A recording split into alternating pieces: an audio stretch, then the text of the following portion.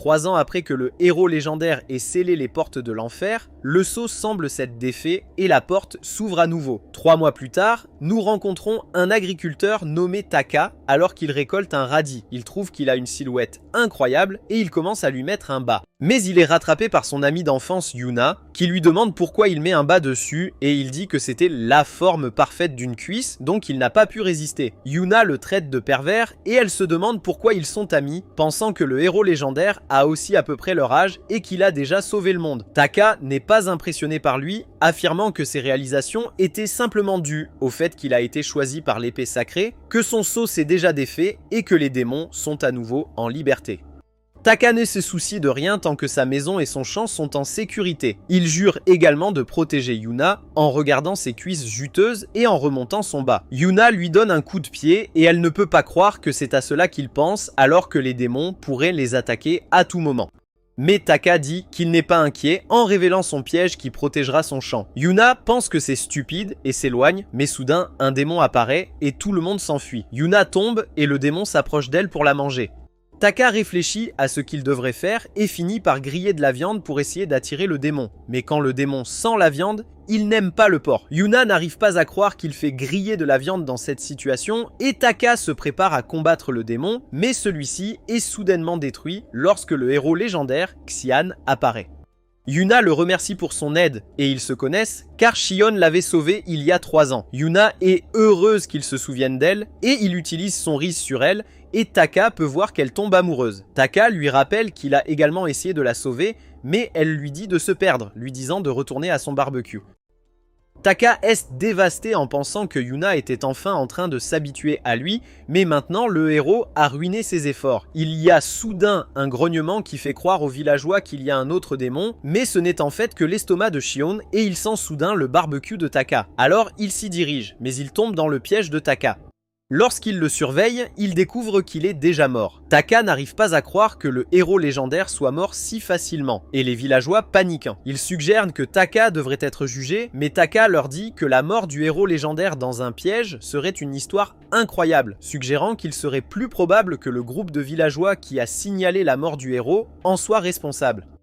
Ils comprennent son point de vue en pensant que c'était une façon ridicule pour le héros de mourir et ils commencent à penser à des excuses possibles. Ils finissent par l'enterrer dans le cimetière en espérant que les gens penseront qu'il a simplement disparu, mais il semble y avoir quelqu'un qui regarde de loin. Le lendemain, lorsque Taka se réveille, il se retrouve soudain à ressembler au héros.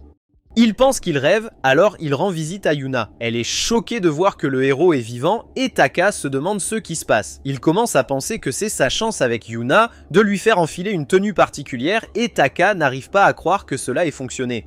Yuna pense qu'elle a une chance avec le héros, mais elle se rend soudain compte qu'il pue. Elle essaie de ne pas se laisser déranger, mais elle finit par le repousser et Takazai tombe. Elle pense que c'est un monstre et il essaye d'expliquer qu'il est Taka.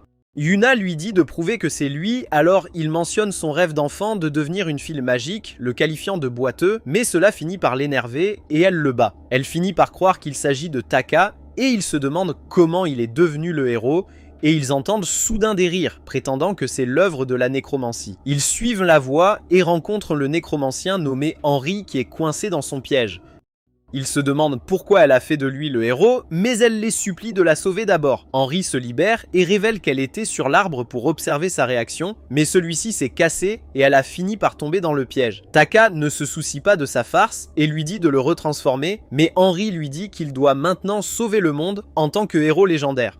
Elle était la compagne de Xian et il lui avait demandé s'il était un jour sur le point de mourir pour utiliser ses pouvoirs pour donner son corps à quelqu'un d'autre qui, selon elle, pourrait sauver le monde. Et puisque Taka est celui qui a tué le héros, il est le seul à pouvoir sauver le monde. Mais Yuna se prépare à les rejoindre dans l'aventure en disant qu'elle veut récompenser le héros pour l'avoir sauvé. Taka refuse d'y aller, mais Honri suggère qu'elle pourrait le mettre à mort à la place. Taka pense qu'il devrait être fort dans le corps du héros, mais Honri révèle que son corps d'origine est sa véritable forme, qui a été scellée dans son artefact magique, et si elle le détruisait, sa conscience disparaîtrait. Taka n'a donc d'autre choix que de lui obéir. Ils arrivent dans la ville de Belen et Yuna est ravie de se trouver dans une si grande ville. Taka n'est pas content de sa situation, soulignant à quel point l'eunuque peut être si heureux après la mort de son héros bien-aimé. Il insiste sur le fait qu'il ne va pas s'amuser, mais quand des filles viennent vers lui, son attitude change complètement. Il visite un magasin où Eunuque voit une baguette qu'elle aime, l'employé complimente son choix, le qualifiant de meilleur. Taka propose de l'acheter pour elle, mais il apprend qu'il vaut 10 000 $. Il dit aux filles d'attendre dehors, et il finit par obtenir la baguette pour seulement 1 000 $ après avoir utilisé le charisme du héros. Le parti n'a pas beaucoup d'argent, et Taka se demande ce que le roi leur a payé il y a 3 ans. Mais Henry révèle qu'elle n'a même jamais rencontré le roi, car depuis qu'elle utilise la nécromancie, considérée comme tabou, elle a dû faire profil bas. Yuna se demande ce qu'ils devraient faire, et Taka parvient à obtenir leur repas gratuitement. Ils commencent à penser qu'ils pourront se débrouiller sans argent, mais Yuna suggère de trouver un emploi dans la guilde des aventuriers. Alors qu'ils partent, 2 filles appellent Taka, mais elles remarquent son odeur et lui proposent de l'aider à se laver. Mais ils craignent qu'il ne soit un imposteur. Alors ils demandent à leur garde du corps qui a déjà combattu avec le héros. L'homme reconnaît qu'il s'agit d'une vraie affaire, mais il semble qu'ils aient un arrangement pour se battre. Taka est terrifié par cet homme, mais pensant qu'il possède l'épée sacrée, il devient convaincu qu'il va gagner. Pendant qu'ils se battent, Taka esquive facilement l'attaque de l'homme, mais alors qu'il le frappe, son épée devient molle et Taka est battu. L'homme prétend qu'il est un faux parce que son attaque était si faible et tout le monde commence à le mépriser.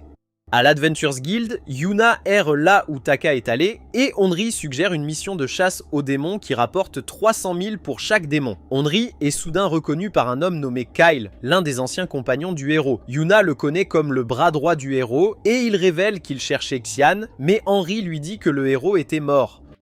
Taka est capturé et les villageois le traitent d'imposteur, soulignant à quel point il pue. Il montre l'épée sacrée, mais il y a un tas de répliques qu'ils ont confisquées à d'autres imposteurs. Ils décident qu'ils devraient se faire de lui un exemple, mais Kyle arrive soudainement et se porte garant de lui.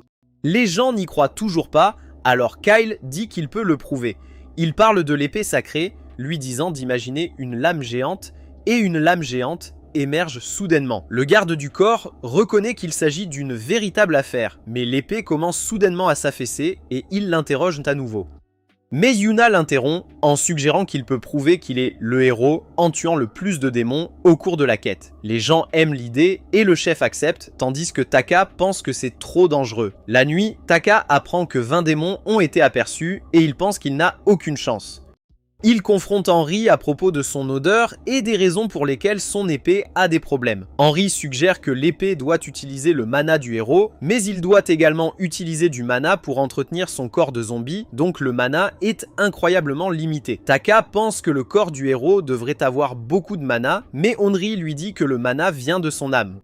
Henry sort un cristal magique qui peut être utilisé pour mesurer le mana d'une personne, mais quand elle le donne à Taka, il n'a qu'une faible lueur. Et Onri suggère qu'il a un niveau de mana de 1, ce qui est le même montant qu'un bébé. Kao suggère qu'avec si peu de mana, Taka continuera à pourrir jusqu'à ce qu'il devienne un squelette, alors Kao suggère qu'il devrait prendre la relève en tant que héros, et Taka est heureux de retourner dans son propre corps. Mais Onri refuse d'accepter Kyle comme héros légendaire, et Kyle se demande si elle est toujours en colère contre ce qui s'est passé il y a 3 ans. Mais Henry affirme que le successeur du héros doit être capable de sauver le monde. Et entre Taka qui a effectivement tué le héros et Kyle qui n'a jamais pu s'opposer à lui, elle préfère rester avec Taka.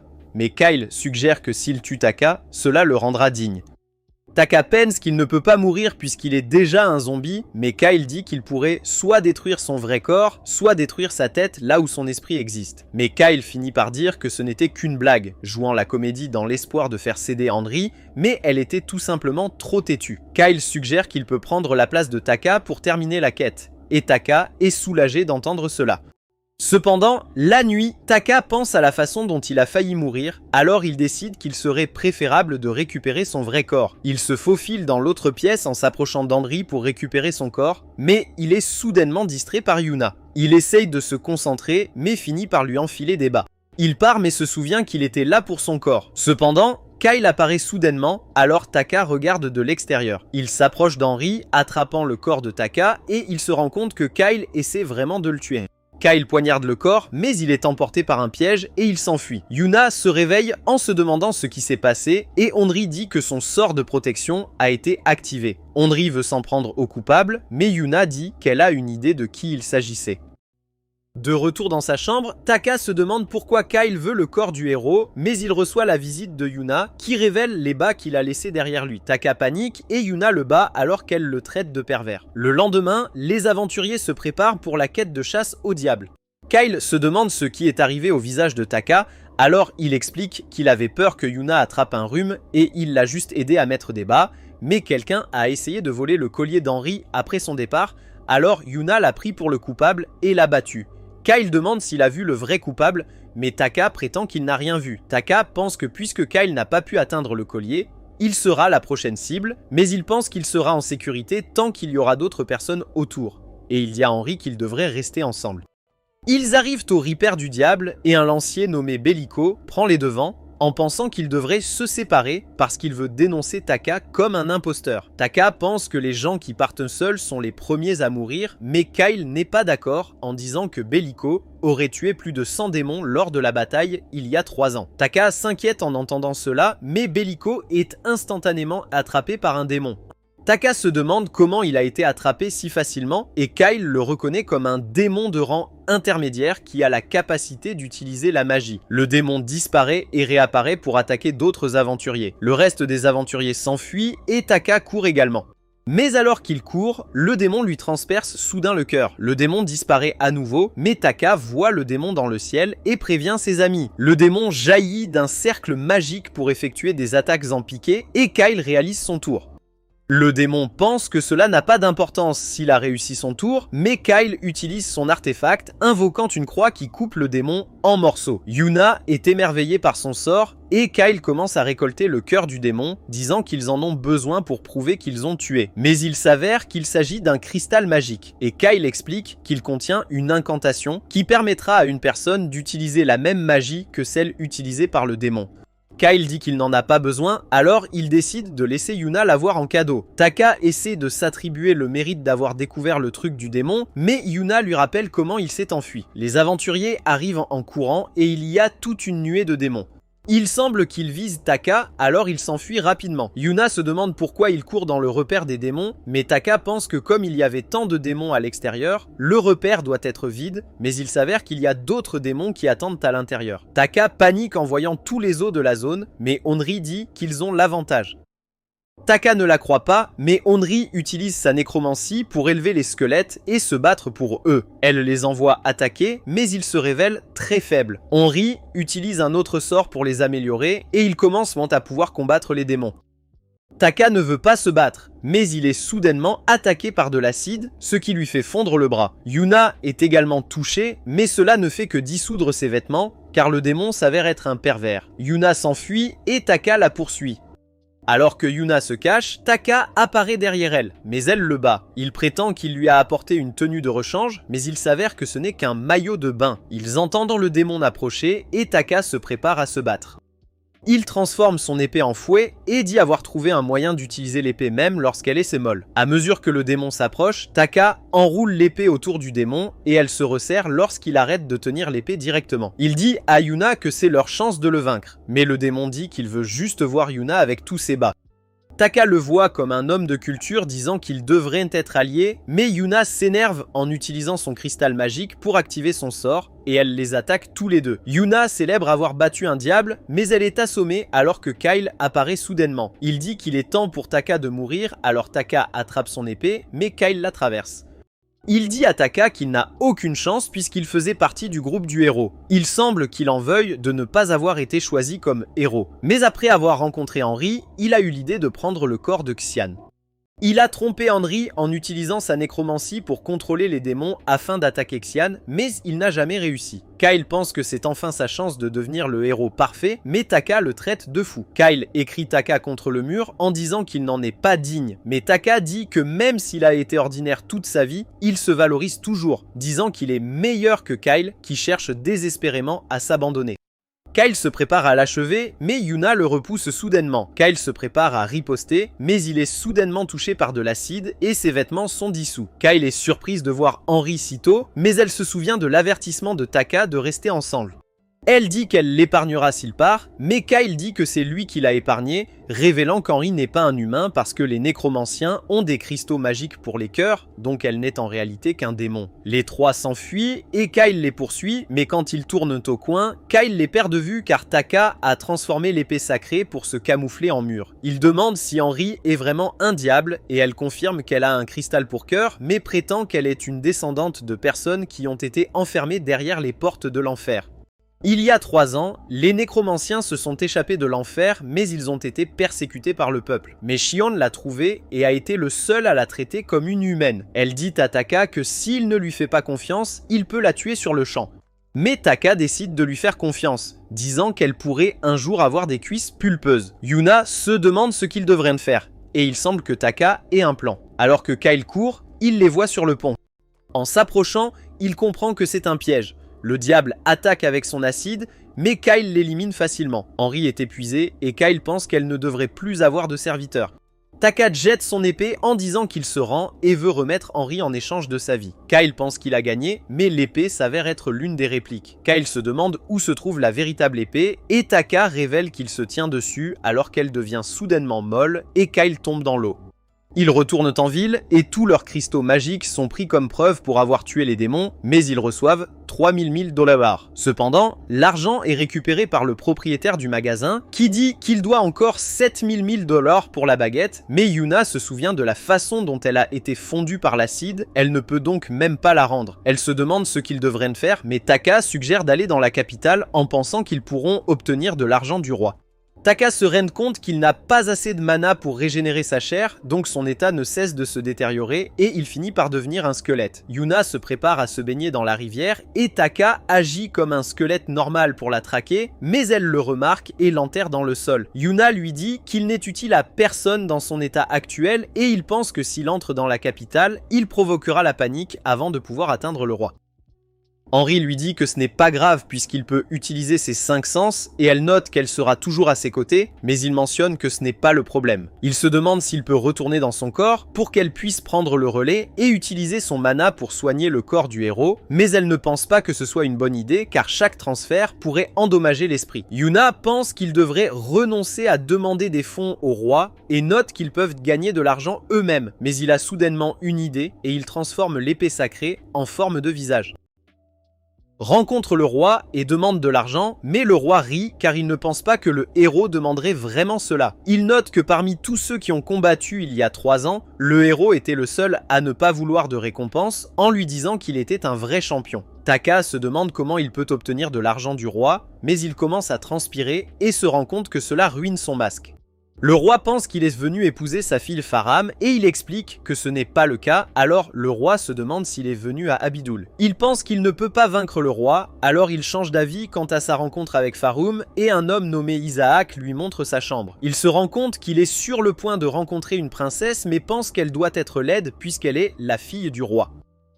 Alors qu'elle ouvre la porte, il est surpris de voir à quel point elle est née mignonne, mais elle s'enferme immédiatement et il réalise que c'est parce qu'il ressemble à un monstre. Il explique qu'un démon l'a maudit, c'est pourquoi il s'est transformé en squelette, alors elle s'excuse d'avoir été impolie avec lui. Elle lui demande s'il est venu l'épouser et il pense que ce n'est pas une mauvaise offre d'épouser une princesse, mais il ne peut pas laisser tomber les autres filles. Alors, il lui dit que ce n'est pas pour ça qu'il est là, et elle lui dit de partir en lui rappelant qu'ils ont promis de ne pas se voir à moins qu'il ne décide de se marier. Elle a peur de tomber amoureuse si elle reste proche de lui, mais il sait que son père le tuera si elle le met à la porte, alors il lui dit qu'il l'épousera une fois qu'il aura sauvé le monde. Elle mentionne qu'il y a un festival dans 2 jours et lui demande de sortir avec elle, ce qui l'excite.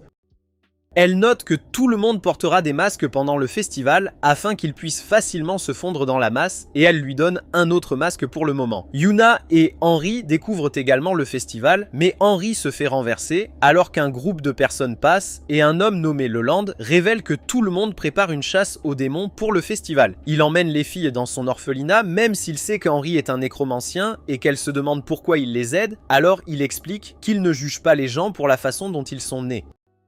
Henry s'apprête à lui dire qu'ils sont venus demander de l'argent au roi, mais Yuna l'arrête et constate qu'ils cherchent un moyen d'augmenter leur mana. Il leur donne un médicament appelé Soma Drops qui augmentera temporairement leur mana, mais cela coûte environ 100 000 mille. Il dit à Henry qu'elle peut lui montrer son corps pour couvrir les frais, ce qui la choque, mais il explique qu'il veut voir comment un cristal magique fonctionne comme un cœur chez un nécromancien, car il peut l'aider à sauver des gens. Pendant ce temps, Taka est surpris par la quantité de nourriture commandée par Faram et il pense qu'elle va juste prendre une bouchée de tous les plats et jeter le reste. Mais il refuse que cela se produise. Elle lui donne le masque qu'elle a fabriqué et il est étonné de voir à quel point il a l'air réel. Mais elle se demande pourquoi il n'y a pas assez de nourriture. Alors il explique qu'il l'a mangé. Elle lui dit de se retourner pendant qu'elle mange et elle dévore instantanément tout, mais elle constate qu'elle a encore faim et tombe par terre. Yuna et Henry se joignent à la chasse aux démons pour gagner de l'argent et Henry lui donne une tenue qu'elle a confectionnée en cuir de démon, mais elle est trop révélatrice, alors Yuna la porte sous ses vêtements habituels. L'un des 4 chevaliers les plus puissants du royaume, Carmen, tue un démon d'un seul coup, ce qui impressionne tout le monde. Un homme nommé Colin dit à Yuna et Henry qu'ils ne peuvent rien faire avec Carmen à proximité. Il les emmène dans un lieu de chasse secret et révèle qu'il peut lire le mana de tous les êtres vivants. Il sait donc que le niveau de mana d'Henry est le même que celui de Carmen. Il lui donne un cristal magique de foudre qu'elle utilise pour éliminer les démons de la zone, mais Colin révèle qu'ils étaient déjà morts. Il se relève et attrape les filles par derrière alors qu'il remarque qu'il était si facile de les attirer et nous voyons l'homme qui les contrôle. Dans le château, Isaac crie après Taka parce qu'il lui a parlé il y a 3 ans de l'état de Farum appelé MS qui ne lui permet pas de stocker du mana, mais elle explique que c'est de sa faute. Elle boit des gouttes de Soma et leur dit de partir pendant qu'elle dîne, mais Taka note que tout le monde sait déjà qu'elle est une gloutonne, alors elle mange devant eux. Elle grossit soudainement et révèle qu'elle reste ainsi pendant 1 heure après avoir mangé, mais Taka est excitée de voir ses cuisses, alors Isaac l'éloigne. Carmen fait rapport au roi et révèle qu'elle a entendu un puissant sort lancé pendant la chasse aux démons, mais lorsqu'elle l'a inspecté, elle n'a trouvé aucun corps de démon. Il se demande s'il devrait annuler le festival, mais elle lui assure qu'elle aura les chevaliers en patrouille et qu'ils auront également le héros avec eux. Farum montre Taka dans sa chambre et alors qu'elle part voir un médecin, il décide de rencontrer Yuna et Henry. Il ne les trouve nulle part, alors il demande autour de lui et se rend à l'orphelinat où il tombe sur Farum car le médecin qu'elle est allée consulter était Leland. Il salue Taka et note que ses actes héroïques l'ont inspiré à ouvrir l'orphelinat, mais les enfants ont frappé Taka avec une balle et il les a injuriés. Leland ne pensait pas que le héros serait si informel, alors Farum note qu'il a beaucoup changé et Leland se rend compte qu'elle est amoureuse de lui, ce qui la met dans l'embarras. Taka interroge Leland sur Yuna et Henry, alors il explique qu'ils sont partis à la chasse aux démons et Taka pense qu'Henry doit aller bien puisqu'il est toujours en vie. Après leur départ, on apprend que Leland est celui qui a capturé Yuna et Henry et il se rend dans sa chambre secrète où il inspecte le corps de Yuna. Il veut lui enlever la chair et elle se demande s'il va la tuer, mais il révèle qu'il envisage de transformer tout le monde en squelette le jour de la fête. Il envisage d'offrir leur chair et leur sang aux démons, ce qui permettra aux humains de vivre en harmonie avec eux, et il envisage de faire d'Henry le bouc émissaire en lui faisant avouer qu'elle est derrière tout. Yuna sait qu'elle peut briser ses menottes, mais il y a beaucoup d'yeux rivés sur elle, et elle s'inquiète pour le démon aux cheveux roux car elle n'a jamais rien vu de tel auparavant. Le jour du festival, Farum rencontre Taka et il trouve ses cuisses superbes. Alors qu'ils profitent de leur temps ensemble, il ne comprend pas pourquoi Isaac est avec eux, alors il explique qu'il est là pour la protéger. Elle lui dit que Taka la gardera en sécurité, alors il note que Taka pourrait être la cause des problèmes, mais elle le gifle en disant qu'elle ne permettra à personne d'insulter son futur mari. Après leur départ, Isaac se rend compte qu'elle est sérieuse à propos de Taka, mais il sait que Taka n'est plus le même héros d'il y a 3 ans, alors il veut lui faire payer pour jouer avec elle. Taka est Farum participant à une compétition où elle doit lui tirer une pomme sur la tête et il pense qu'il est sur le point de mourir puisque sa flèche est couverte de mana.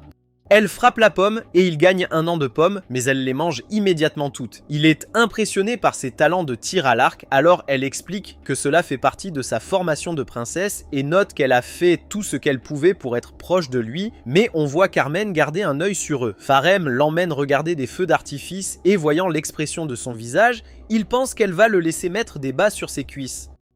Elle mentionne que sous les feux d'artifice, les gens trouvent quelqu'un avec qui ils ont un lien quelle que soit leur apparence. Mais il ne comprend pas comment cela peut arriver quand personne ne cache ses jambes. Il est émerveillé par les feux d'artifice car il ne les a jamais vus auparavant, ce qui confirme ses soupçons selon lesquels il n'est pas le véritable héros depuis qu'ils ont vu le feu d'artifice il y a 3 ans. Carmen et Isaac sortent de leur cachette, alors Taka leur dit tout et Isaac pense qu'il devrait l'exécuter.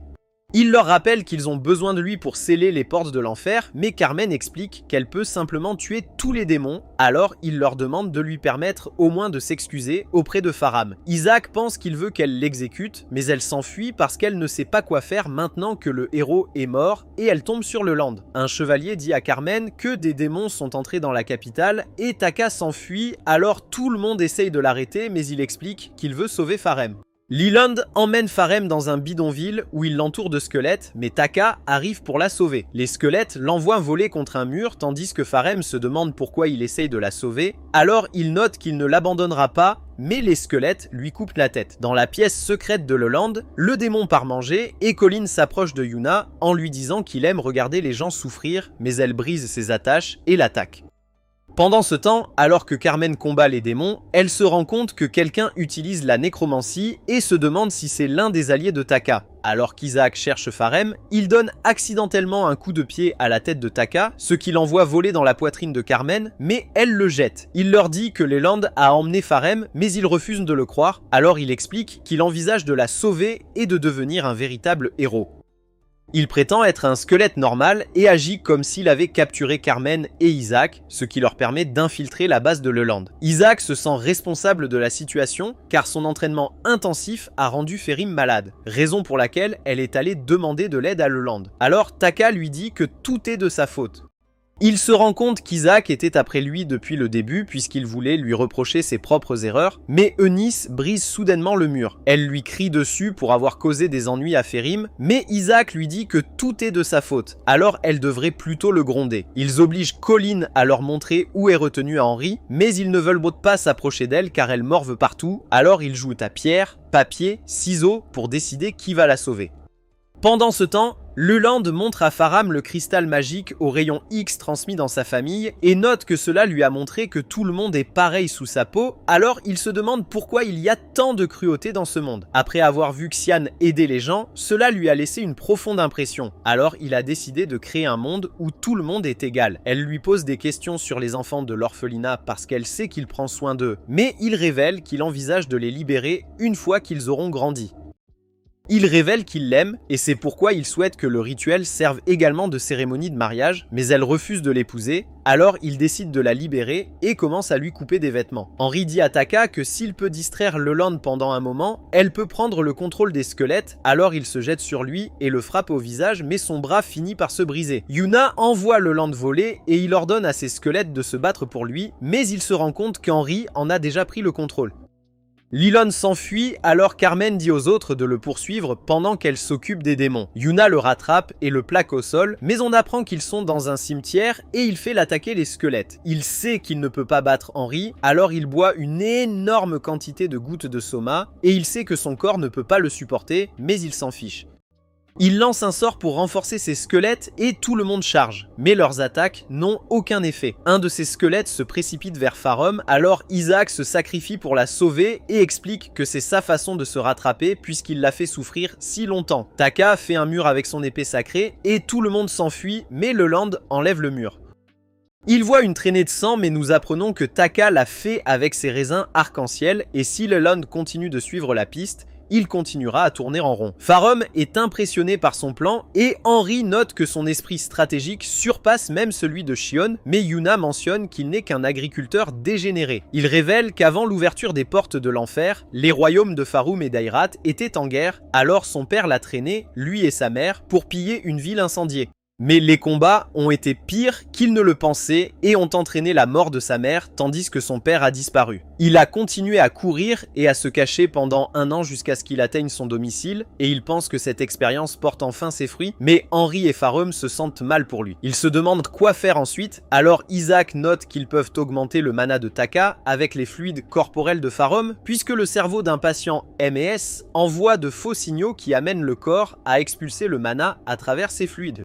Taka lui dit de pleurer, mais elle mentionne qu'elle n'a pas versé une larme depuis longtemps. Alors il essaye de la faire transpirer, mais elle lui dit de s'éloigner d'elle. Il note que la dernière option est de faire pipi et que les autres sont contre, mais Isaac pense que c'est la meilleure solution. Alors Yuna se couvre les yeux et lui dit d'y aller. Taka arrête Farum en se rappelant que Leland n'est pas un vrai nécromancien et il prévoit de lui tendre une embuscade lorsqu'il dispersera ses squelettes. Il utilise l'épée sacrée pour se cacher comme un rocher près de lui et même s'ils craignent que Leland ne voie à travers l'embuscade, Henry pense qu'un humain ne sera pas capable de prêter attention à la perspective de plusieurs zombies. Leland est distrait lorsqu'un de ces zombies tombe dans un piège. Alors Taka se faufile derrière lui et poignarde le cristal qu'il utilise pour contrôler les squelettes. Mais rien ne se passe et il révèle qu'il l'a déjà déplacé dans son autre main. Yuna et Henry utilisent un sort ensemble pour combattre les squelettes, tandis que Taka s'assure que le cristal magique de Leland est révélé parce que Farum a fabriqué un arc et des flèches avec les arbres. Elle vise à distance et tire une flèche qui détruit la pierre, faisant perdre à Leland le contrôle de ses squelettes. Tout le monde le bat et le retient, et Taka lui dit qu'au moment où il envisageait de créer un monde de Thylas, il allait forcément être vaincu par lui. Le démon à la tête rouge arrive et tire un faisceau d'énergie sur Farum, alors Taka la pousse à l'écart, mais l'attaque détruit une partie de sa tête. Yuna lance un sort et attaque le démon, mais cela ne subit pas de dégâts, et elle dit à Henry de renvoyer Taka dans son corps, car ils doivent sauver son âme. Henry note que son âme sera endommagée si elle le transfère dans son état actuel, mais le démon envoie Yuna voler dans un arbre et assomme Henry en lui disant que les nécromanciens comme eux ne se sentent pas tristes quand quelqu'un meurt. Le démon tourne son attention vers Farum, mais Isaac l'attaque et lui dit de sauver Taka. Il pense qu'Isaac n'est pas à la hauteur, mais Yuna lui donne un coup de pied dans la tête et lui dit de ne pas l'oublier. Farum essaye de faire pipi sur Taka, mais il lui dit d'arrêter parce que ce n'est pas quelque chose qu'une princesse devrait faire. Il savait déjà comment tout se terminerait car un agriculteur comme lui ne peut pas sauver le monde, mais elle note qu'il est son héros et il lui dit de mettre des bas comme dernière demande. Elle ne peut pas croire qu'il pense encore à ça, mais il cesse soudainement de répondre, alors elle se met à pleurer en lui disant d'assumer la responsabilité de l'avoir fait tomber amoureuse de lui avec ses mensonges. Pendant ce temps, Yuna et Isaac sont sur le point d'atteindre leurs limites, mais Taka vient à leur secours et on apprend qu'il a été réanimé grâce aux larmes de Farum. Le démon tire un faisceau d'énergie, mais il le bloque et transforme son épée en cuisse géante pour écraser le démon. On apprend qu'il était contrôlé par un nécromancien nommé Diego, qui se rend compte qu'il a été vaincu par le héros légendaire, mais il pense que les choses sont sur le point de devenir intéressantes. Après cela, Leland est mis en prison et on voit qu'il est devenu fou depuis qu'il a fait une overdose de gouttes de soma tandis que Carmen a été hospitalisée à cause de ses blessures. Isaac décide de reprendre l'orphelinat et on apprend que la maladie de Farum est guérie car elle a enfin laissé échapper ses vrais sentiments après 10 ans. Mais Taka note qu'il prévoyait de l'utiliser pour guérir s'il avait à nouveau des ennuis, alors elle lui donne ses gouttes de soma restantes. Il se souvient qu'il lui avait demandé quelque chose comme son dernier souhait, alors elle lui montre les bas qui le rendent heureux. Taka dit au roi qu'il est sur le point de partir, alors il leur donne une voiture enchantée qui fonctionne au mana, mais Henry se rend compte que c'est elle qui doit la conduire. Isaac leur donne une lettre de Farum et pendant qu'ils la lisent, on la voit se cacher dans une boîte sur la voiture. Elle envisage de surprendre Taka, mais Yuna se demande si elle s'est cachée dans la boîte après avoir dit au revoir, et Taka lui dit qu'elle ne les tromperait jamais comme ça. Farum est choquée d'entendre cela, alors elle reste dans la boîte et ils la trouvent au bord de la famine après quelques jours. Taka s'entraîne avec Farum, mais il n'est pas à la hauteur d'elle, et il pense qu'il devrait arrêter de s'entraîner puisqu'il peut simplement écraser ses ennemis avec son épée sacrée. Elle lui dit qu'il doit apprendre à se battre sans mana puisqu'il ne leur reste que 5 gouttes de soma, alors il pense qu'ils doivent se rendre rapidement aux portes de l'enfer. Il lui demande si c'est bon pour elle d'être là, alors elle explique qu'Isaac la couvrira et note qu'il est temps pour elle de mettre réellement à profit son entraînement. Henry attrape un oiseau et il s'apprête à le cuisiner, mais Farum les arrête car il a un message de Carmen. Elle leur dit qu'un magicien de la cour a vu une forme astrale lorsque le démon de haut niveau a été vaincu, ce qui signifie qu'il y avait un autre nécromancien contrôlant le démon et elle leur dit de vérifier. Henry pense que s'il existe réellement un autre nécromancien, il doit vouloir se venger de ce qui s'est passé il y a 3 ans. Taka renvoie donc un message à Carmen lui disant d'enquêter par elle-même car il veut atteindre les portes de l'enfer le plus rapidement possible. Le soir, Farum les emmène dans un restaurant car elle doit apprendre à Taka l'étiquette du dîner et elle explique qu'il doit l'apprendre en tant que futur mari. Il mentionne qu'une fois la mission terminée, il retournera à sa vie ordinaire et Henry note qu'il vivra avec elle. Alors ils commencent à se battre pour lui, ce qui le rend heureux, mais ils sont sur le point de déchirer son corps. Alors qu'ils vont prendre un bain, Yuna demande à Farum si elle envisage vraiment d'épouser Taka, alors elle note que cela ne la dérange pas de remplir son devoir envers lui parce qu'il lui a sauvé la vie. Elle mentionne comment Yuna a attaqué le démon après que Taka ait été blessé, et elle pense que Yuna ne ferait pas ça pour quelqu'un pour qui elle n'a aucun sentiment. Alors elle explique qu'elle le voit juste comme un petit frère. Farum demande à Yuna si elle est dérangée par son mariage avec Taka, mais elle se lève et part parce qu'elle ne comprend pas pourquoi Farum lui demande cela. Alors qu'elle enfile ses vêtements, elle voit Taka la regarder, alors elle le frappe au visage et lui dit d'arrêter de faire des choses bizarres pendant qu'il est dans le corps du héros. Il lui demande quand elle arrêtera de parler du héros, mais elle note que le héros l'a sauvée alors qu'il n'est jamais là quand elle a des ennuis, alors elle pense qu'il ne se soucie même pas de ce qui lui arrive. Alors qu'elle s'enfuit, un groupe de zombies l'entoure et la mord, ce qui lui donne une sensation de chaleur sur le corps.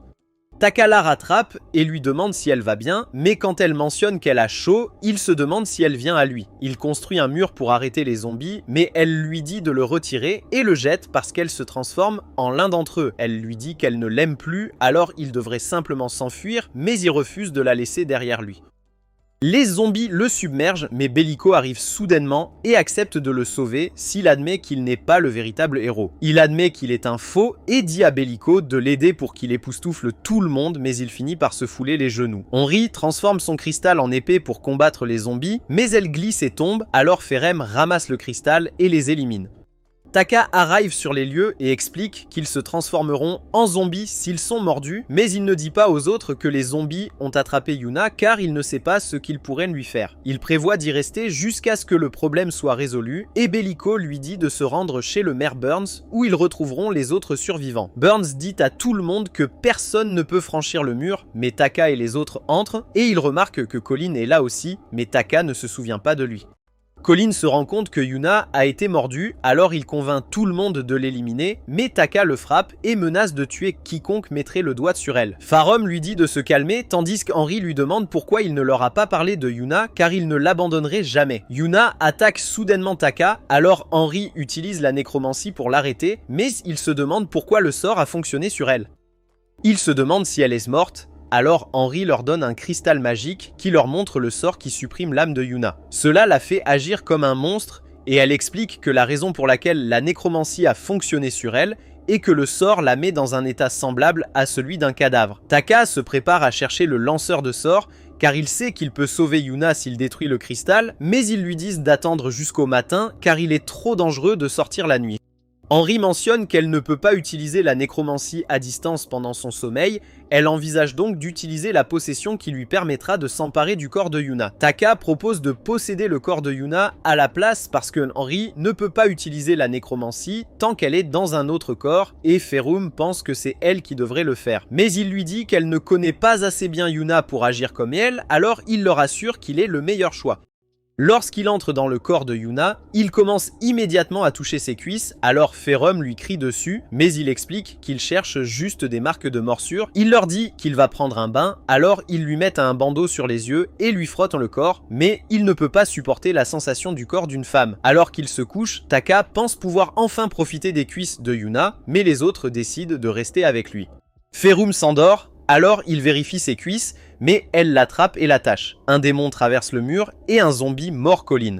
Mais il s'avère être un leurre et Colin électrocute le zombie. Il y a des zombies qui attaquent les autres, mais Henry utilise sa nécromancie pour les arrêter.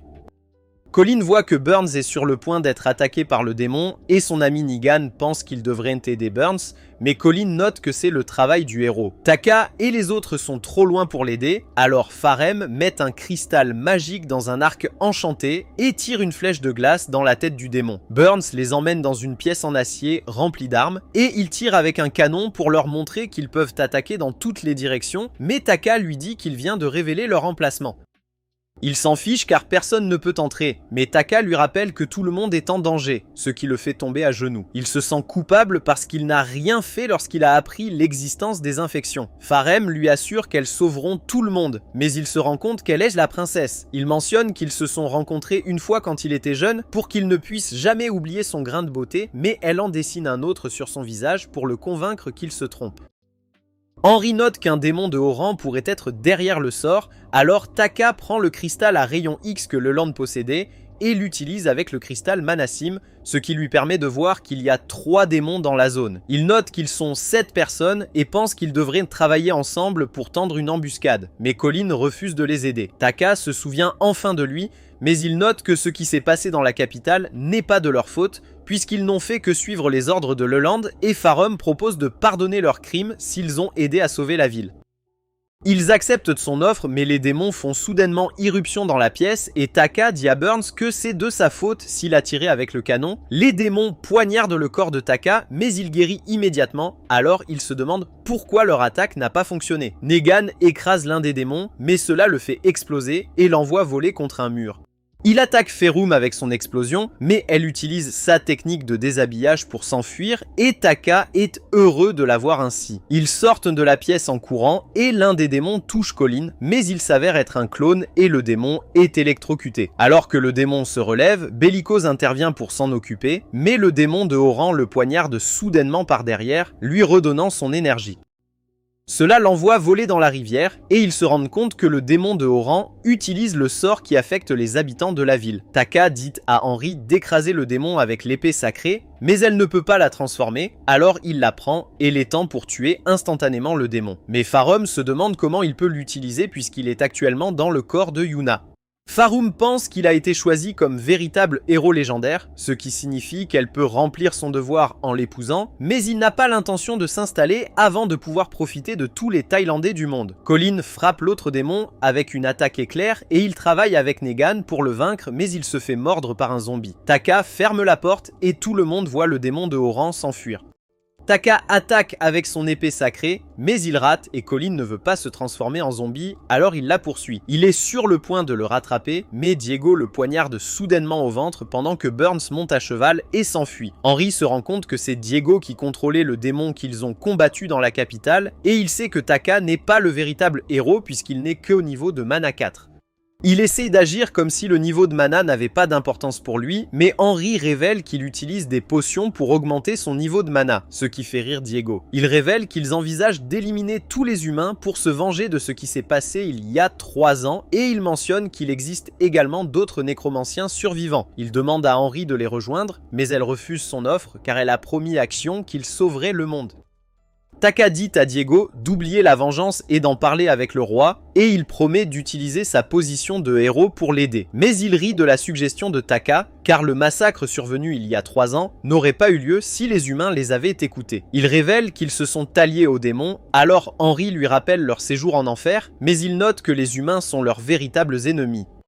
Il utilise un œil pour localiser les zombies et les fait attaquer Taka et les autres, alors Taka crée un mur pour les piéger. Il pense que Diego était sur le point de manquer de mana, mais Henry explique que les nécromanciens dont les corps se sont adaptés aux conditions de l'enfer peuvent dépasser le niveau de mana 10, et elle révèle que le niveau de mana de Diego est à 40. Colin tire un éclair sur le démon de haut rang, alors Diego le bloque, mais il l'attrape à la gorge et lui crie dessus parce qu'elle a failli ruiner leur plan. Diego invoque une arme et se prépare à attaquer Taka, mais il dit à Diego d'arrêter car il doit être curieux de savoir comment Taka peut utiliser l'épée sacrée. Il explique que c'est parce qu'il possède le pouvoir des yeux luxuriants, ce qui choque Ferem puisqu'il vient de combiner les mots cuisse pulpeuse. Mais Henry et Diego le croient. Il propose d'épargner Diego s'il ramène tout le monde à la normale et il pense qu'il n'est pas sage de combattre Taka, mais il pense toujours que Taka n'est pas si fort car il ne pouvait pas utiliser correctement l'épée sacrée. Farem dit à Taka de boire des gouttes de Selma, mais Burns percute soudainement Diego avec la voiture enchantée. Taka révèle qu'il a convaincu Burns de l'aider en échange de lui permettre de voir Farem en bas, et il note que c'est le pouvoir des yeux luxuriants qui peut manipuler les hommes attirés par les cuisses pulpeuses. Negan se demande comment Burns savait qui attaquer, puisqu'il n'a jamais rencontré Diego, alors Taka révèle qu'il l'avait écrit sur le mur qu'il avait fait pour contenir les zombies. Diego se relève et remarque qu'Henry a pris le contrôle des zombies, mais il ne pense pas qu'elle puisse les retenir longtemps. Burns mentionne qu'il a déjà appelé des renforts, mais Taka est surpris de voir la sœur de Yuna, Millie, et son père Fieri. Fieri gronde Yuna pour avoir dirigé le village, mais il est plus intéressé par la croissance de la poitrine de Ferem, alors Taka claque son visage contre le sol. Millie se fait appeler le héros légendaire et Diego lui dit qu'il ne peut pas y avoir deux héros, mais elle brise son arme avec son épée sacrée pendant que Fieri l'attaque d'en haut. Un mage nommé Dorothy invoque un pic de terre pour l'attaquer, mais il poignarde les bras de Fieri avec des aiguilles fabriquées à partir de son sang. Il décide de battre en retraite et alors qu'il se prépare à s'envoler, il révèle que toutes les personnes affectées par le sort se transformeront en démons au bout d'une journée, en commençant par celles qui ont le niveau de mana le plus bas. Une fille nommée Shannon guérit Cullen, mais elle ne parvient pas à se débarrasser du sort qui lui a été lancé, et il donne ses cristaux magiques à Taka, car il pourrait se transformer en zombie. Burns va signaler cette situation à la capitale pendant que Taka et les autres se rendent dans sa ville natale d'Albany, car il pense que c'est là que Diego a établi sa base. En chemin, Millie se présente à tout le monde, mais elle se prépare à leur donner ses mensurations, alors Taka l'arrête. Ferem révèle que Fieri était l'un des 4 chevaliers et qu'il a été expulsé car accusé de harcèlement, mais il ne le regrette pas. Fieri note que Dorothy faisait partie du groupe du héros, ce qui inquiète Taka car il ne sait pas ce qu'elle fera une fois qu'elle apprendra que Xian est mort. Fieri demande au héros comment il est arrivé à voyager avec Yuna et Farom, mais il se demande pourquoi le héros ne dit rien. Taka mentionnait donc qu'il se sent coupable que les portes de l'enfer se soient ouvertes, c'est pourquoi il a juré de rester concentré jusqu'à ce qu'il sauve le monde. Millie ne comprend pas pourquoi Yuna ressemble à Taka, et Millie se demande si elle envisage de lui enlever Taka puisqu'ils ont promis de se marier, ce qui met Farom en colère. Taka explique que lorsqu'ils étaient enfants, Millie l'a vaincu dans un combat et lui a fait promettre de l'épouser, mais il lui a dit de le vaincre 100 fois d'abord. Fieri est ennuyé de voir à quel point Taka a influencé ses filles et il dit à Yuna de retourner au village après leur mission afin qu'elle puisse vivre une vie paisible. Mais Taka lui dit qu'il ne peut pas attacher les gens. Il sait que Yuna veut devenir mage et Fieri lui dit d'abandonner ses rêves car elle n'a aucun talent pour la magie, mais il tombe soudainement dans une embuscade. Diego rencontre un nécromancien nommé Friedrich et lui dit que leur plan a fonctionné, mais il bat le démon de haut rang parce qu'elle a presque ruiné leur plan en se battant. Il mentionne qu'il a demandé à beaucoup de gens de chasser Taka, il est donc impatient de voir si son groupe peut se rendre à leur base où plus d'1 millier de démons les attendent. Fieri et Dorothy restent sur place pour combattre les ennemis pendant que les autres s'échappent, mais ils tombent dans un piège fabriqué par une femme nommée Ethel. Taka amortit leur atterrissage en transformant l'épée sacrée, ce qui amène Millie à se demander comment l'eunuque peut la manier. Alors Taka explique que Shion a le pouvoir de laisser n'importe qui utiliser son épée. Ils décident d'aller dans une ville voisine, mais le brouillard rend leur vision difficile, alors Millie utilise son épée pour la faire exploser. Taka lui dit de faire attention car il pourrait y avoir d'autres pièges, mais elle ne l'écoute pas et finit par trébucher. Le brouillard revient et un démon lui arrache ses vêtements, alors elle court vers tout le monde. Mais Taka pense qu'il devrait envoyer des phéromones car il veut que ses vêtements soient également déchirés. Ethel les regarde de loin et elle se rend compte que Shion est vraiment mort car ils utilisent son corps pour explorer la zone alors qu'il reste en formation fermée.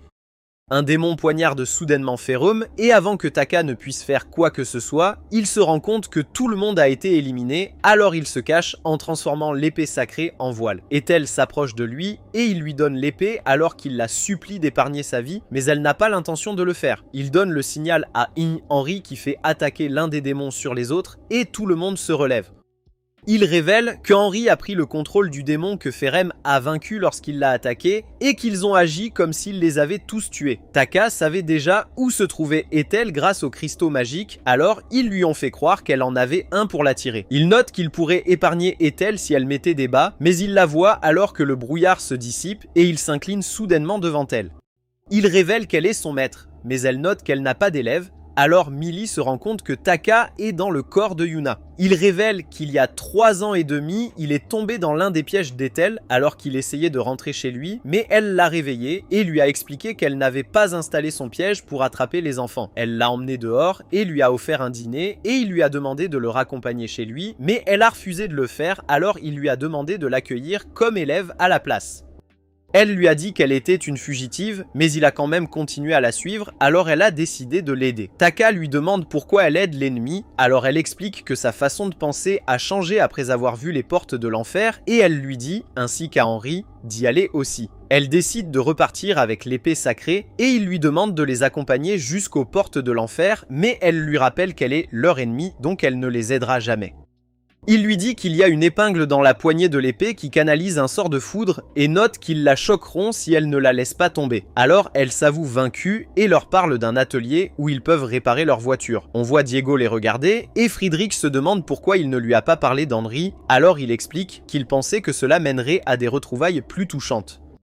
Nous voyons Bellico alors qu'il se prépare à combattre un démon, mais Burns le rencontre avec son cheval et il montre à Bellico un bateau enchanté qui les emmènera à la capitale dans la journée. Pendant ce temps, Ethel oblige un démon à porter la voiture et Fiery mentionne qu'elle est sur sa liste de personnes à Fandle, alors elle veut le tuer, mais Taka leur dit d'arrêter. Ils arrivent à l'atelier où un vieil homme nommé Leto refuse d'ouvrir la porte depuis qu'il est à la retraite, alors Ethel et Taka entrent par effraction.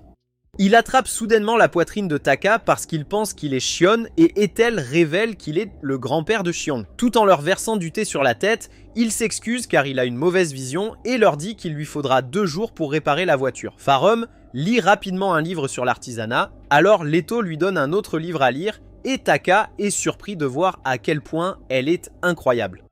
Il interroge Melia sur son épée, alors elle révèle qu'il y a 4 épées sacrées fabriquées par l'homme et note qu'elle en possède une. Il ne peut pas sceller les portes de l'enfer, mais il peut éliminer le Seigneur des Ténèbres et ses 4 généraux infernaux. Et Ethel révèle que les nécromanciens qu'il s'apprête à affronter possèdent les corps des 4 généraux. Elle note que plus d'1 millier de démons les attendent à Elvenia, ils devraient donc simplement abandonner. Mais Taka refuse de reculer parce qu'il veut sauver Yuna. Après cela, Taka explique la situation de Yuna à Millie et pense qu'ils peuvent gagner avec son pouvoir, mais elle le défie soudainement en duel avec leur futur mariage en jeu. Elle commence à balancer son épée, alors il décide de l'attaquer également, mais il se rend compte qu'il n'a plus de mana et perd le duel. Millie commence à pleurer, lui disant qu'il ne peut pas sauver Yuna avec son pouvoir actuel, mais il lui assure qu'il la sauvera, quels que soient les sales tours qu'il devra utiliser. Millie sait que c'est lui qui les a sauvés il y a 3 ans puisque Shion lui a dit que la seule raison pour laquelle il avait pu les atteindre à temps était à cause des pièges qui ralentissaient les démons. Taka mentionne qu'il n'a fait que gagner du temps, mais dans la situation actuelle, il a les pouvoirs du héros et des amis fiables, ils pourront donc sauver Yuna. Il lui dit qu'il va aux toilettes, mais on apprend qu'il a envie de jeter un coup d'œil aux cuisses de Yuna et y met des bas, mais il y a quelqu'un qui s'approche de lui par derrière. Taka se réveille dans le passé et il décide d'y rester et de profiter de son temps car Yuna ne sera pas infectée avant 10 ans. Il met des bas à la fille, mais elle ne réagit pas, alors il se demande pourquoi elle ne s'est pas fâchée. Il parcourt la ville et fait toutes sortes de choses espiègles, mais personne ne lui crie dessus et il n'aime pas que les filles ne réagissent pas. Il se souvient que c'est le jour où il a rencontré Yuna, alors il la retrouve, mais il ne comprend pas comment elle le connaît déjà, et il réalise qu'il peut faire d'elle la fille de ses rêves. Il lui fait promettre qu'elle le laissera toujours profiter de ses cuisses, mais après son départ, il entend la vraie voix de Yuna, et elle lui dit d'arrêter de changer ses souvenirs. Il trouve Yuna et commence à pleurer, mais il se demande pourquoi elle est nue, alors elle enfile sa chemise et elle mentionne qu'elle ne peut toucher à rien sauf lui. Elle note qu'elle le suit, ce qui lui fait réaliser qu'elle a vu tout ce qu'il a fait et elle le bat. En regardant autour d'eux, ils se rendent compte que le monde est composé de ses souvenirs, c'est pourquoi les gens qu'il connaît de près se comportent normalement. Yoon explique qu'elle est réelle et note que son âme est toujours dans son corps, c'est pourquoi elle a également été aspirée. Il pense qu'il pourrait peut-être s'échapper s'ils vont dans un endroit où il n'est jamais allé, et alors qu'il quitte le village, il se demande comment elle a connu son nom la première fois qu'ils se sont rencontrés. Elle note donc qu'elle a posé des questions sur lui, révélant qu'elle voulait l'aider puisqu'il était toujours blessé. Ils rencontrent un espace blanc, alors Taka attache une corde autour de lui et saute dedans, mais il finit par attirer Yuna également. Ils ont atteint le jour où il a rencontré Millie pour la première fois, ce qui lui fait réaliser qu'ils ont sauté dans le temps, de sorte qu'ils finiront par atteindre le présent s'ils continuent à entrer dans les espaces blancs. Ils arrivent le jour où ils ont quitté le village et Yuna mentionne qu'elle n'est pas venue lui dire au revoir car il a changé toutes ses chaussettes en bas, mais elle regrette cette décision. Après cela, ils arrivent au jour où la mère de Taka et Sonka est morte et ils la cherchent pour essayer de la sauver, mais ils la trouvent alors qu'elle est sur le point de mourir. Elle lui donne une lettre que Yuna lui a laissée et elle s'excuse de n'avoir jamais rien fait pour l'aider, même si elle savait que de mauvaises choses lui arrivaient. Il continue d'avancer et voit le jour où les portes de l'enfer se sont ouvertes alors qu'il note qu'il était là lorsque cela s'est produit. Elle remarque qu'il saigne, alors il note que c'est le jour où un démon l'a attaqué qui l'a fait pleurer car elle ne savait pas qu'il avait traversé une période aussi difficile. Elle mentionne que même s'il est dans son corps, elle peut toujours voir et entendre tout ce qui se passe, alors elle a entendu sa conversation avec Millie. Elle sait maintenant que c'est lui qui les a sauvés il y a 3 ans, et elle s'excuse de l'avoir traité durement puisqu'elle ne savait pas qu'il avait risqué sa vie pour les aider. Il lui dit qu'ils sont actuellement le jour où il était sur le point de mourir, mais il a lu sa lettre qui mentionnait qu'elle se réconcilierait avec lui à son retour.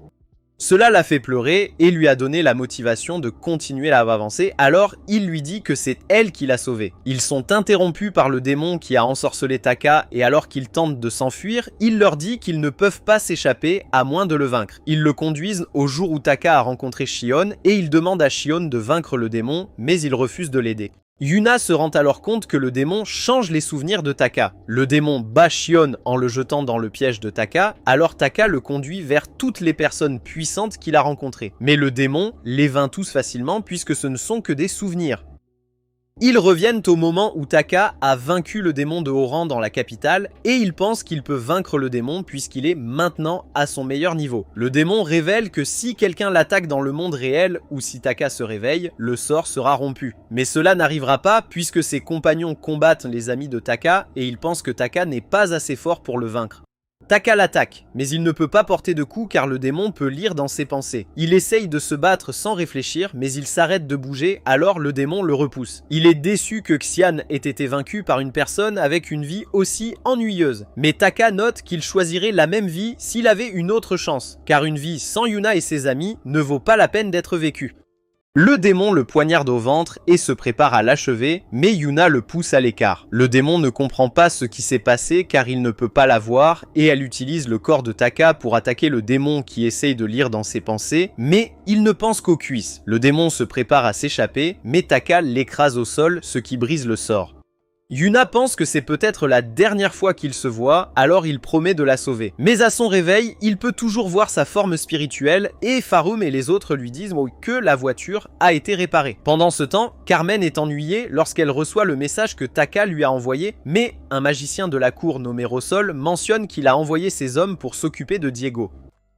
Henry remet Taka dans le corps de Xian et Yuna est heureuse qu'il ne soit plus dans son corps, mais les autres se demandent à qui il parle. Alors il leur dit qu'elle est là. Il pense qu'elle s'est transformée en insecte, mais il note qu'il peut voir sa conscience et Henry se rend compte qu'ils ont établi une connexion en raison de la durée pendant laquelle il est resté dans son corps. Ils attachent son corps et la mettent à l'arrière de la voiture et Taka prévoit de dire à Fieri qu'elle est retournée au village, mais il se tient juste derrière eux. Pendant ce temps, Burns réfléchit à la façon dont il a toujours pensé à bâtir sa richesse après être devenu maire, mais les citoyens ont quand même commencé à le respecter depuis qu'il les a aidés à développer la ville. Bellico le réveille et constate qu'ils ont atteint la capitale, mais il explique qu'il ne leur reste plus beaucoup de temps. Friedrich dit à Diego qu'il devrait cesser d'envoyer des assassins combattre Taka, mais les hommes de Rossol les attaquent soudainement et Diego envisage de les vaincre pour montrer à Friedrich qu'il n'a rien à craindre. L'un d'eux coupe la tête de Diego, mais celui-ci se régénère aussitôt et il révèle qu'il a conservé le corps de l'un des 4 généraux infernaux pour qu'il puisse utiliser ses capacités. Ils ont coupé la main de Diego, mais il utilise la main coupée pour frapper son adversaire et une fille charge Friedrich, mais il crée un portail et redirige son attaque. Il lui dit qu'elle n'est pas à la hauteur de lui, alors elle le supplie de lui laisser la vie sauve, lui disant qu'elle fera tout pour lui. Diego convoque le général Infernal Vertex qui élimine tous les assaillants et tout le monde dans la capitale se rend compte que ses forces ont été vaincues. Le roi pense qu'il devrait frapper avant que l'ennemi ne les attaque, mais ils sont interrompus par Burns et Bellico et Burns leur explique la situation. Il leur demande de l'aider et il se met à pleurer en admettant qu'il ne se souciait que de lui-même. Mais il réalise maintenant qu'il se soucie aussi de ses citoyens. Carmen demande la permission au roi de rassembler les chevaliers, mais il ne pense pas que cela suffirait, alors elle demande également l'aide de Kyle. Après cela, Fieri pardonne à Taka ce qui est arrivé à Yuna, mais en échange, il doit également adorer les coffres. Farem teste l'émetteur-récepteur magique fabriqué par Leto et il se sent mal que Yuna n'ait pas de vêtements, alors il dit à Taka de mettre des vêtements spéciaux sur son corps réel car ils apparaîtront également sur sa forme astrale. Elle se demande comment il a pu la voir et on apprend que depuis que sa vision est devenue mauvaise, il est capable de voir les âmes de Mana. Après cela, Taka part sans rien dire à Ethel, alors elle court après lui. Alors qu'elle monte dans la voiture, il l'attrape avec l'épée sacrée et note qu'il s'attendait à ce qu'elle le suive car il sait qu'elle a un faible pour lui. Carmen demande à Kyle pourquoi il n'est pas inquiet, alors il explique que c'est parce que le héros est avec eux, et il dit à Carmen qu'il sait déjà que Taka est dans le corps du héros. Mais on apprend qu'il envisage de s'emparer du corps de Xian et d'éliminer tout le monde de lui-même. La nuit, Millie dit à Taka qu'elle veut apporter la paix dans le monde afin qu'ils puissent retourner à leur ancienne vie, mais Ethel leur dit de se préparer. Alors qu'ils atteignent Elvenia, les démons leur lancent des boules de feu, mais Taka protège tout le monde avec un bouclier. Leur voiture franchit la porte et Diego possède un squelette pour les accueillir, mais Ethel poignarde soudainement Taka par derrière. Diego utilise son signe de mana et voit que Taka est vraiment mort, alors Ethel attrape son corps et note qu'elle le donnera à Friedrich.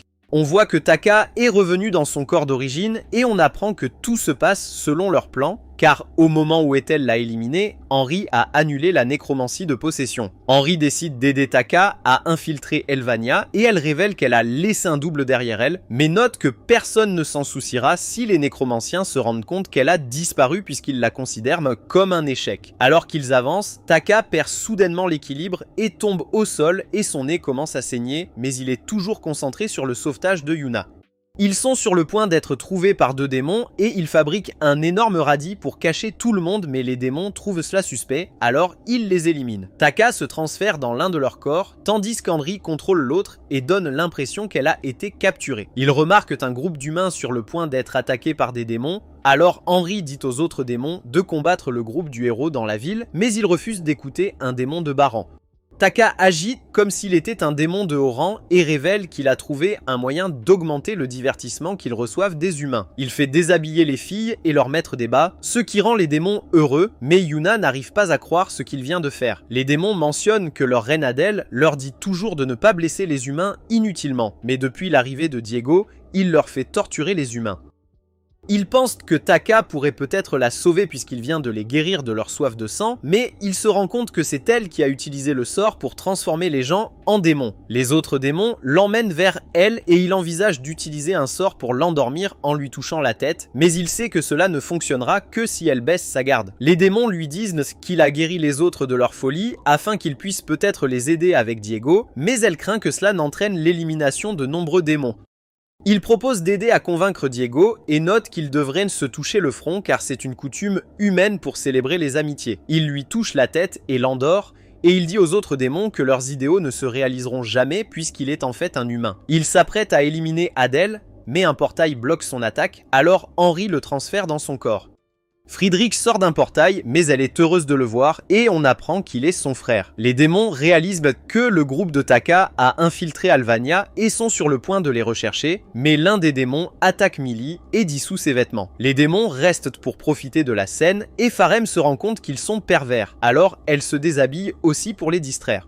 Friedrich demande à Henry si Taka la menace de travailler avec lui, mais elle explique qu'elle veut sauver le monde. Alors il lui rappelle tout ce qu'ils ont vécu. Taka comprend pourquoi il recherche la vengeance, mais il ne pense pas que ce soit juste de blesser des innocents, alors il révèle que la vengeance n'est pas son objectif. Il explique qu'il envisage de se débarrasser de toutes les classes dirigeantes du monde afin que les nécromanciens puissent le contrôler et vivre librement. Mais Taka note que personne ne les acceptera s'ils continuent à tuer des gens.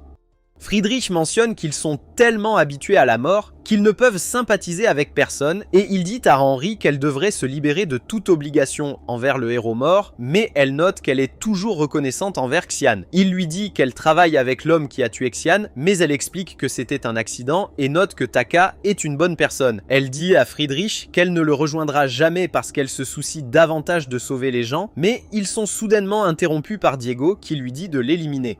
Il fait manger Adil à Vertex et Taka le remercie de l'avoir tué, mais il explique qu'il vient de l'absorber, donc son sort est toujours actif. Pendant ce temps, Farum et Millie continuent de distraire les démons, mais ils remarquent que Fieri les poursuit également. Alors, Shannon le frappe avec la voiture. Ils conduisent les démons vers les pièges tendus par Taka, mais ils rencontrent un démon de haut rang, alors Dorothy invoque un énorme golem pour l'écraser.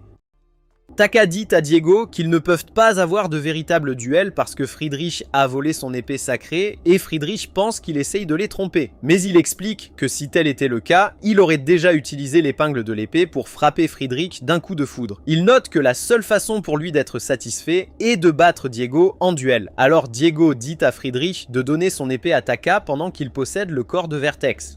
Taka éteint son épée pour attaquer, mais Diego l'esquive et le repousse en lui disant qu'il n'a aucune chance puisque ses mouvements sont faciles à lire. Le sol se brise soudainement et alors que Diego tombe au sol, Ethel utilise les démons qu'elle contrôle pour le frapper avec la foudre. On apprend que Taka a utilisé l'émetteur-récepteur pour lui indiquer sa position et elle continue d'attaquer Diego qui se rend compte qu'il est tombé dans le piège de Taka. Friedrich se prépare à combattre Taka, mais le corps de Shion le repousse et Taka en prend le contrôle alors qu'il boit les gouttes de Soma pour augmenter son niveau de mana à 9. Il écrase Diego avec son épée et il pense que le combat est terminé, mais Diego lui coupe soudainement le bras et le guérit rapidement. Diego révèle qu'il a survécu à l'attaque puisqu'elle n'a pas atteint son corps, alors Taka attaque à nouveau, mais Diego l'absorbe avec la magie d'absorption de Vertex.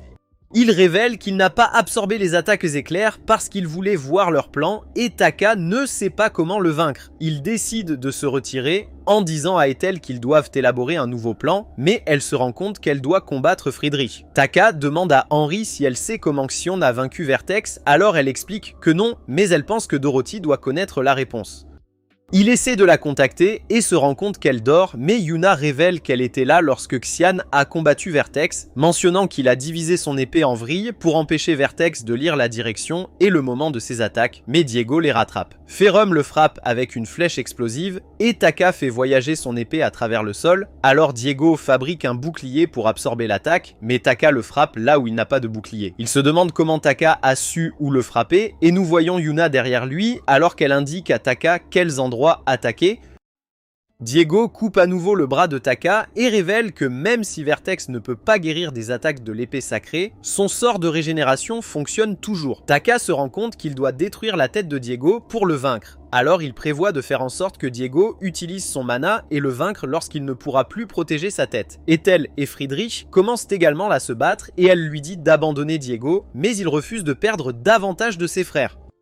Diego et Taka se coupent les bras, mais ils pensent que leur blessure, et Diego s'amuse car il a toujours voulu se battre. Il révèle qu'il a combattu des démons chaque jour pour survivre en enfer et qu'il ne se sent pas vivant sans ce frisson, alors il envisage de transformer le monde en enfer. Taka atteint sa limite et tombe au sol alors qu'il réalise qu'il commence à ressentir les effets secondaires des gouttes de Soma. Il attaque toujours Diego, mais il n'a plus l'énergie nécessaire pour pénétrer dans sa tête et Diego l'envoie voler contre un mur. Les démons arrivent également, alors Taka décide de boire le dernier flacon de gouttes Soma, et Yuna explique que les gouttes détruisent son corps, mais il lui dit qu'il n'a pas d'autre choix. Il boit la dernière fiole, mais il s'effondre une nouvelle fois, ce qui déçoit Diego. Henry pense qu'elle devrait reprendre le corps de Xian, mais elle sait que cela briserait l'âme de Taka et elle ne peut se résoudre à l'abandonner. Elle sort son épée et se prépare à se battre, mais Kyle arrive soudainement et Diego ne le reconnaît pas, alors il révèle qu'il était membre du groupe du héros. Henry pointe son épée sur lui, mais il élimine les démons derrière elle et lui assure qu'il est de leur côté, mais Yuna ne le croit pas. Diego se prépare à l'attraper, mais Kyle lui coupe le bras et lui dit de ne pas gêner car il envisage d'abord de se venger de Taka. Il dit à Diego de jeter un œil à la ville et il se rend compte que des renforts de la capitale sont arrivés, mais il refuse de s'avouer vaincu. Il absorbe les démons autour de lui et frappe Kyle avec une attaque énergétique, mais il la bloque avec sa magie. Yuna se rend compte qu'il manque de temps, alors elle pense qu'elle ne sera pas sauvée et se met à pleurer en notant qu'elle veut parler à Taka une fois de plus. Pendant ce temps, Taka se réveille dans un endroit mystérieux où il voit Xian qui mentionne qu'ils sont dans le monde de l'épée sacrée. Il pense que Xian envisage de se venger, mais Xian le remercie pour tout ce qu'il a fait et révèle qu'il l'a regardé tout le temps. Il pense toujours que Xian prépare quelque chose, alors il s'enfuit, mais il voit un miroir montrant un monde plein de cuisses. Xian note que s'il le traverse, il atteindra son monde idéal, mais il ne pourra pas revenir et sauver Yuna. Taka pense qu'il ne peut pas la sauver puisqu'il est mort, mais Shion lui dit qu'il est toujours en vie et révèle que lorsque son mana a augmenté pendant son combat dans la capitale, cela a trompé son épée sacrée en le choisissant comme prochain héros. Shion lui montre la sortie et note qu'il n'arrêtera pas Taka s'il décide de rester dans le miroir, mais il ne veut pas la traverser puisqu'il sait que Yuna ne sera pas là. Yuna supplie Dieu de sauver Taka et alors qu'il se réveille, il lui fait promettre de le laisser lui caresser les cuisses. Il dit à Henry de libérer son corps du cercueil des vivants et comme Xian possède son corps, il coupe rapidement le bras de Diego. Yuna se demande ce qui s'est passé, alors Taka explique que l'âme de Xian était dans l'épée sacrée et qu'il l'a transférée dans son corps. Kyle essaie de serrer Shion dans ses bras, mais il s'écarte et lui dit qu'il est toujours en colère contre lui, mais Kyle note que tout ce qu'il a fait était par amour pour lui. Diego se prépare à attaquer à nouveau, mais Shion le coupe en morceaux et détruit le cristal magique. Nous voyons que lorsqu'ils étaient dans l'épée sacrée, Shion a dit à Taka qu'il était le seul à pouvoir utiliser l'épée sacrée. Mais son mana n'est pas assez élevé pour éliminer Diego, il doit donc raccourcir l'épée et concentrer son mana. Il transforme son épée en poignard et poignarde Diego, mais il est expulsé et Diego commence à se régénérer, mais Kyle le poignarde avec ses épées légères. Taka se polite avec un cristal magique et Ethel dit à Friedrich que Taka va gagner puisqu'il utilise enfin une arme qu'il connaît. Diego demande à Taka s'il est d'accord avec le fait de compter sur les autres pour gagner, mais il explique qu'il s'en fiche puisque son seul objectif est de sauver Yuna. Taka le poignarde à la tête juste une seconde avant que Yuna et les autres ne se transforment en démons, mais Diego est toujours en sécurité car il a jeté son cercueil de vie dans la forêt. Il ne peut pas bouger car il est épuisé et il pense qu'il ira bien après s'être reposé. Mais il est retrouvé par des démons et il décide de se venger de lui pour avoir tué Adel. Taka est heureux de voir que Yuna va bien et alors qu'elle le serre dans ses bras, il lui rappelle sa promesse de le laisser lui caresser les cuisses, mais elle agit comme si elle n'en savait rien. Burns organise une fête pour Taka et mentionne que les femmes de son village veulent être avec lui pour la nuit, ce qui l'excite. Burns se rend chez Farem pour obtenir sa récompense de la voir en bas, alors elle dit à Isaac de la sauver, mais il veut aussi le voir. Colin pense que Taka est toujours dans le corps de Yuna, alors elle l'emmène voir Taka, mais elle le voit entouré de filles. Elle l'entraîne dans une pièce, mais elle ne comprend pas pourquoi elle ferait ça et il se demande s'il est temps pour lui de lui caresser les cuisses. Elle lui dit de ne pas y penser, mais il est juste content qu'elle soit en sécurité et pense qu'elle doit être heureuse depuis que Xian l'a sauvée. Mais elle sait que c'est vraiment lui qui l'a sauvée et décide de tenir sa promesse, alors elle éteint les lumières. Ce qui lui fait se demander si elles sont sur le point d'aller jusqu'au bout. Il se souvient que Shion a dit qu'il regardait toujours, alors il jette l'épée sacrée, mais Yuna devient embarrassée et s'enfuit. Nous voyons le nez de Shion saigner parce qu'il a aperçu Yuna, alors il se demande s'il est aussi un pervers. Elle va prendre un bain et se demande pourquoi elle s'énerve avec Taka, alors Ferim lui dit qu'elle est tombée amoureuse de lui. Elle admet qu'elle ressent la même chose car même s'il est un pervers, il les a quand même sauvés tous les deux et elle reconnaît Yuna comme sa rivale. Le lendemain, Shion dit à Taka qu'il doit augmenter son mana avant de se rendre aux portes de l'enfer car il n'est toujours pas assez fort pour vaincre de puissants démons. Shion dit à Kyle et Dorothy d'emmener Taka chez le sage qui pourra l'aider à améliorer son mana. Et alors qu'ils se préparent à partir, Taka a hâte de devenir plus fort afin de pouvoir protéger les personnes qui comptent pour lui. Mais c'est là que se termine cette vidéo. N'oubliez pas d'aimer et de vous abonner à la chaîne. Merci d'avoir regardé et à la prochaine fois.